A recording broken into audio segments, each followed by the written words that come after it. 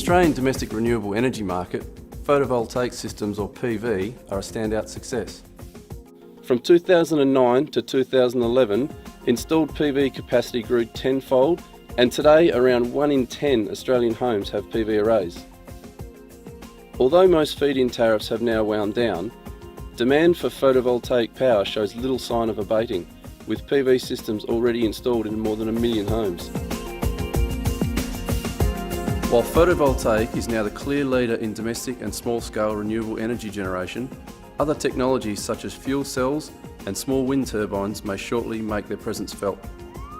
That means sooner or later emergency service crews will find themselves working to save lives and property in premises equipped with some type of alternative electrical generation. A possibility that should now be included in the risk assessment of any emergency incident. Nonetheless, with the large number of photovoltaic systems installed, the priority for emergency crews is to know how to recognise and work safely with and around PV installations.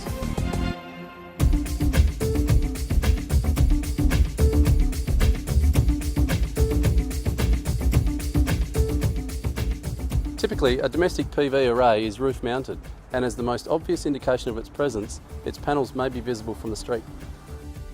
But even with a 360-degree size up and a dynamic risk assessment, the panels of some installations, particularly those on flat roofs, may not be seen from the ground.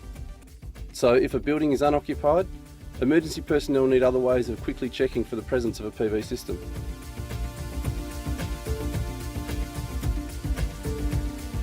Most urban PV installations are grid connected, requiring an inverter to convert the direct or DC current collected by the solar panels into the alternating or AC current required by a home's electrical system and appliances.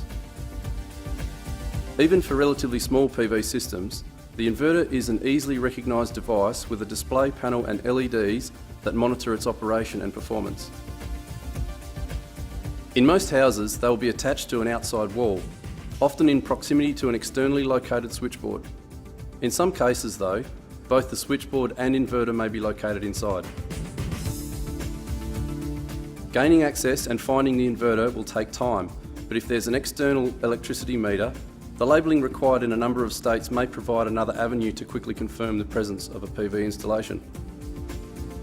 There may also be labelling at the point at which the power from the grid connects to the house.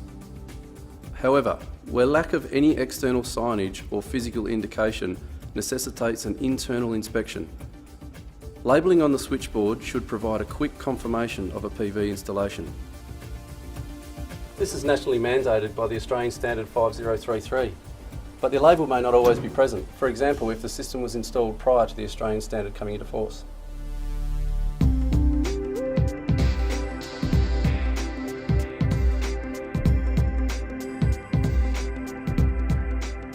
As we've seen in urban locations supplied by the mains power grid, most PV systems will be grid connected, supplementing but not replacing the electrical supply from the grid.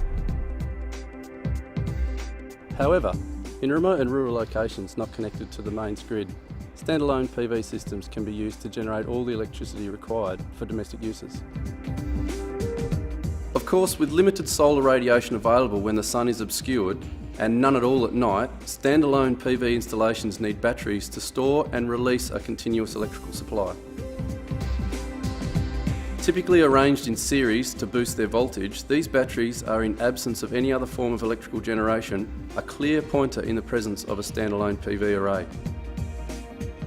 As with the grid-connected system, domestic standalone PV installations also require a DC to AC inverter. This will be found between their DC storage batteries and the AC household services and appliances that the inverter supplies. However, since some items of equipment and household appliances can run on direct current, not all standalone PV systems need inverters. But what they do all need is a charge controller that reduces the variable voltage the PV panels produce to the nominally 12 volt capacity of the batteries. And while considerably smaller than a typical inverter, charge controllers feature similar monitoring panels and/or LED displays. While standalone and grid-connected PV systems are rarely found together, some households or businesses may, for particular purposes, have installed both. Also available are more sophisticated charge controllers that can, when standalone system batteries are running low, direct mains grid power to top them up. These combined charge controllers incorporating rectifiers to convert the AC grid current into DC current for battery storage tend to be larger and more complex in appearance than the simple standalone models.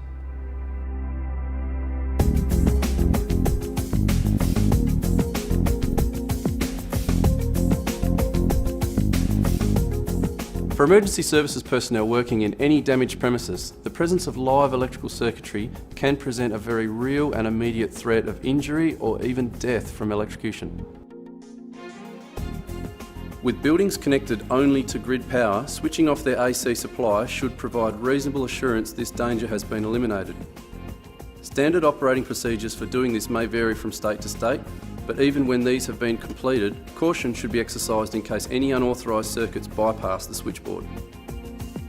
But to fully isolate a grid-connected or standalone PV installation is a more complex and involved operation. And that's largely because the DC generating PV array itself simply can't be switched off. In fact, even when shaded or damaged, PV panels can continue to generate a potentially lethal voltage. At night too, tests have shown that floodlights or firelight shining directly on PV arrays can generate dangerous voltages, so under all circumstances they must be treated with caution.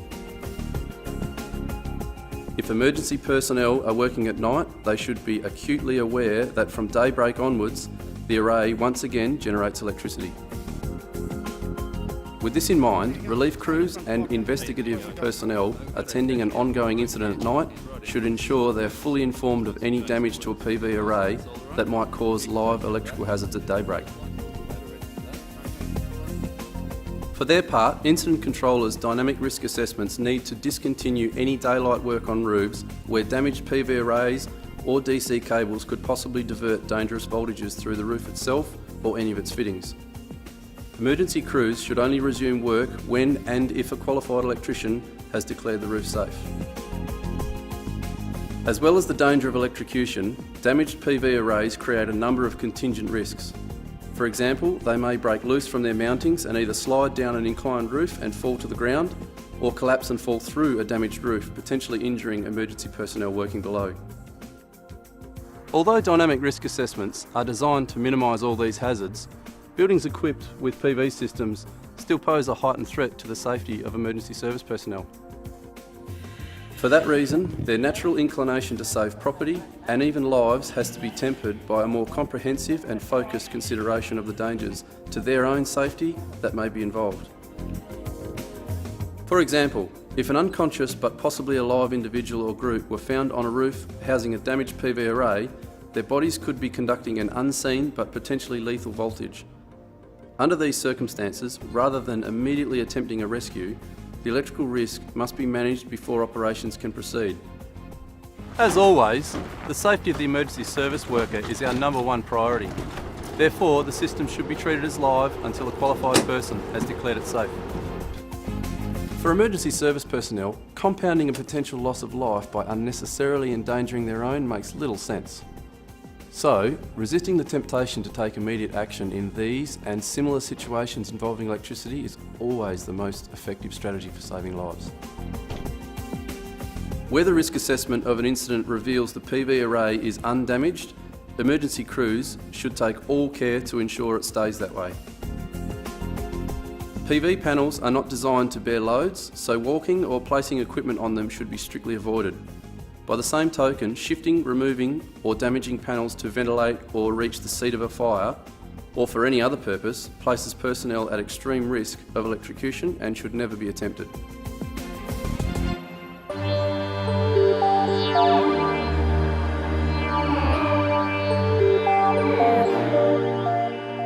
Although standard operating procedures vary from state to state, turning off all AC power to damaged premises is generally accepted as the necessary first step in shutting down the PV system. Power off! Main AC fuses and circuit breakers will usually be found on readily locatable exterior or interior switchboards, so switching off AC power before or immediately after entering a house should be a simple operation that reasonably assures the removal of all AC power to its interior circuits. And since PV systems inverters also operate on AC power, turning that power off automatically turns the inverter off as well. In most cases, inverters will also be equipped with their own AC isolators, which should be switched off after their AC power has been disconnected at the switchboard. While switching off the AC power removes the danger of AC electrocution for emergency service personnel working inside that building, the PV array continues to generate and supply DC voltage to the inverter. And though the DC cable carrying that voltage is often routed on outside walls, it sometimes follows a path through the roof and inside the building on its way to the inverter. Unfortunately, the AC detection devices issued to emergency service personnel don't respond to DC current. So under these circumstances, isolating the PV array and its DC cable becomes a priority. A typical shutdown procedure would look like this. First, turn off the AC main switch. Then the solar supply main switch at the switchboard. Second, operate the AC shut-off switch next to the inverter. Third, operate the DC shut-off switch, which is also next to the inverter. If there's a DC isolation switch next to the PV panels, turn this off last. Because PV arrays will only stop generating dangerous electrical voltages when they're totally deprived of light, working around them during daylight hours always involves a degree of risk. The one and only exception is when the array is covered with a 100% opaque sheeting. Anything less, such as a salvage tarpaulin, may admit enough light for the panels to continue generating dangerous voltages. Of course, applying the correct material is a specialised task that should only be attempted when sanctioned by the emergency agency involved and completed by trained and fully equipped personnel accustomed to working at heights. Regardless of whether it is appropriate to attempt to cover PV panels, ensuring optimum safety for emergency service personnel requires the DC isolation switch or switches included in all PV systems to be located and switched off. Some PV arrays will have an associated rooftop DC isolation switch that should be approached and turned off only if the array and its DC cable are undamaged. More conveniently and safely located is the DC isolator Australian Standard 5033 requires, adjacent to the inverters of both grid-connected and standalone systems. It should, however, be remembered that any wiring between the PV panels and the DC isolation switch remain live, even after the isolation switch is turned off. Since most grid-connected systems have inverters attached to an outside wall, locating them should be a straightforward process. However, internally positioned inverters and their DC isolation switches will of course make it necessary to enter the building to isolate the DC power flowing from the PV array. In this context, it's worth noting that as well as DC isolators adjacent to the inverters, standalone systems supplying AC power will usually have an initial DC cut-off device between their PV array and the battery bank. This may be a circuit breaker or fuse that makes it possible for emergency personnel to isolate the battery bank as well as the inverter from the DC power. While batteries damaged by fire, flood or falling debris, whether isolated or not, can emit dangerous fumes and acids. Any leaking liquid is less likely to be electrically charged if the system's batteries have been isolated from the DC current.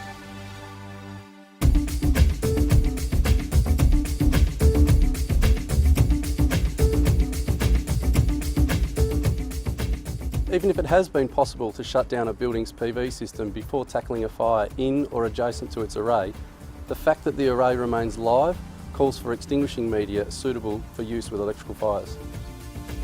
In these circumstances, the preferred choice might be a handheld dry powder or CO2 extinguisher if access to the panels can be made safely, for example on a flat roof. But where an array is damaged or for other reasons can only be reached from a distance, fresh water with or without Class A foam can be used as a broken spray from a distance of at least 6 metres. However, because it's electrically conductive, using salt water should always be avoided.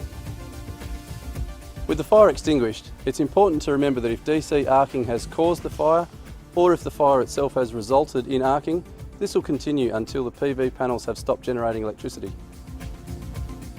The assistance of a solar qualified electrician will be required. Also, all objects in contact with that voltage may remain live and potentially lethal until it has been isolated.